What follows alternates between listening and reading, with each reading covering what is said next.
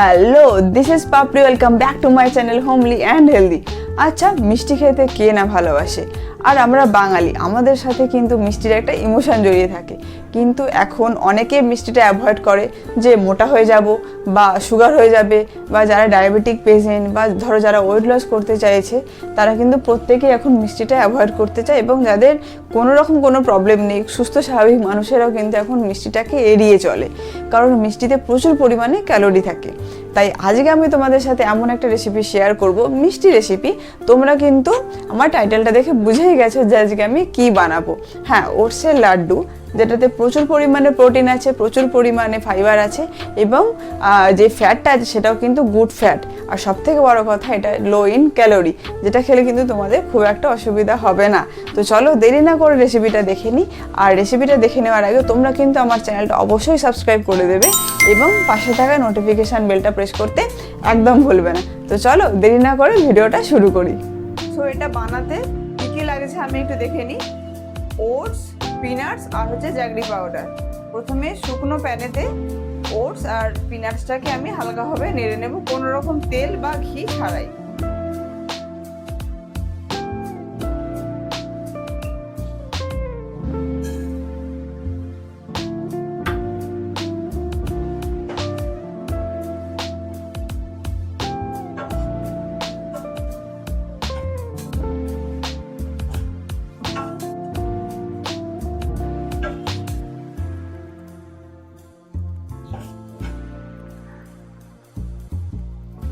Oats আর পিনাটসটাকে এই শুকনো কড়ায় নেড়ে নিচ্ছি, কারণ এরপর যখন আমি মিক্সার গ্রাইন্ডারে দুটোকে গুঁড়ো করব তখন গুঁড়োটা খুব ভালো হবে, জিনিসটা মাখতে সুবিধা হবে।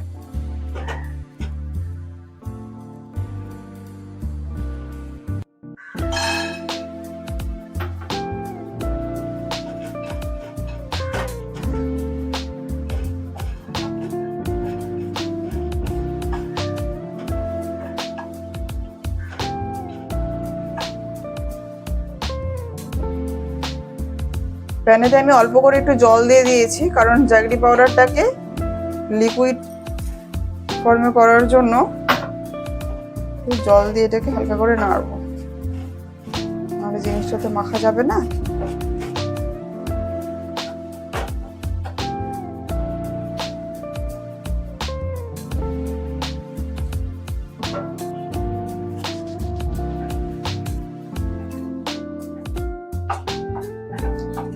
তোমরা দেখতে পাচ্ছ জ্যাগরি পাউডারটার মধ্যে একটা থিকনেস ব্যাপার এসে গেছে। একদম পাতলা হলে জিনিসটা কিন্তু খারাপ হয়ে যাবে। তাই এটা একটু ফুটবে, যতক্ষণ না একটু মোটা মোটা ব্যাপারটা আসবে।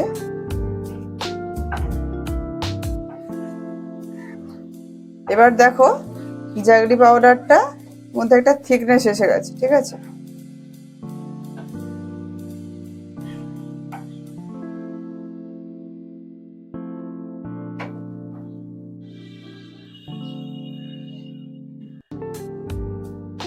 এবার আমরা এই রোস্ট করা বাদামের এই খোলাগুলোকে হালকা করে এরকম করে ছাড়িয়ে নেব, তাহলে যখন মিক্সার গ্রাইন্ডারে যখন আমি এগুলোকে গুঁড়ো করবো না, জিনিসটা পরিষ্কার হবে।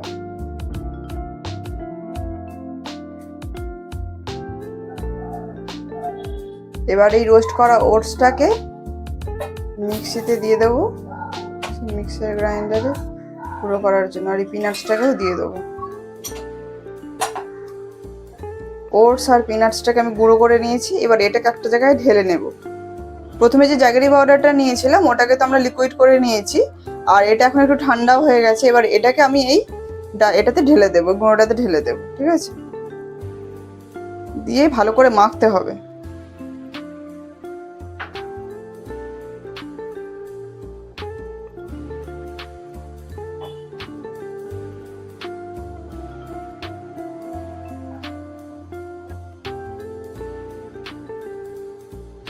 জিনিসটা ভালো করে মেখে নিয়েছি, এরকম একটা ডো তৈরি হয়েছে। এবার এখান থেকে কেটে কেটে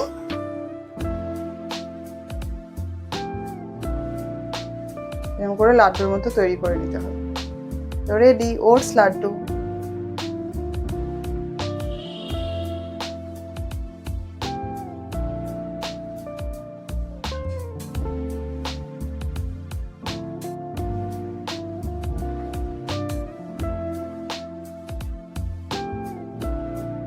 এটা কিন্তু ভীষণ হেলদি এবং খুব টেস্টিও।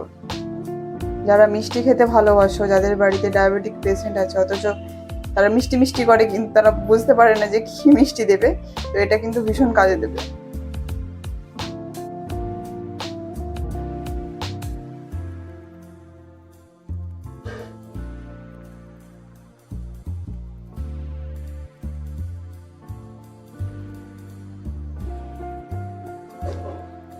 So finally, my oats laddu is ready.